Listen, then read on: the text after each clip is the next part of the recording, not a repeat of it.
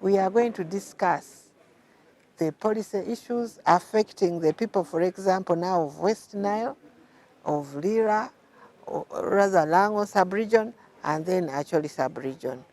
The Ministry of Lands has started engagements in different regions collecting data to aid in the revision of the national land policy. In Lira, the ministry engaged with different stakeholders including district local leaders, members of the public, cultural leaders and other local leaders from the districts of West Nile region. CFRs, that is Central Forest Reserves, and then LFRs, that is Local Forest Reserves.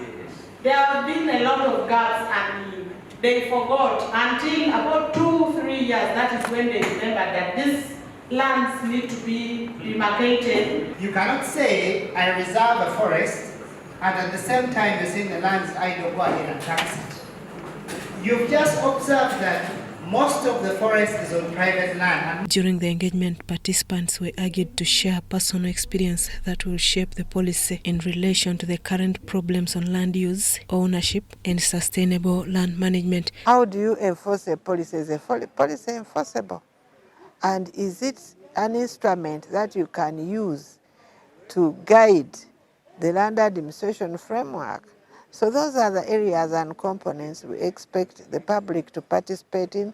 Lira RCC Isaac Ojok, who represented the Minister of Lands, Housing and Urban Development at the opening of the engagement, emphasized addressing the complex land-related challenges facing Ugandans and encouraged active participation in the policy review. Your contributions are crucial in shaping a revised national land policy that will address these land issues.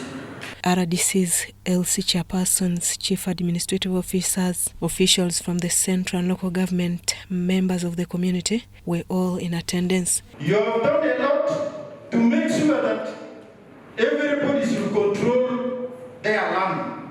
Let this document come out clearly, the demarcation, the buffer zone, how many meters is it to wetland. The acting commissioner of the Ministry of Lands, Housing and Urban Development, Naomi Kabanda, encouraged the public to participate without fear. We are going to consult the whole country, and their views are being recorded.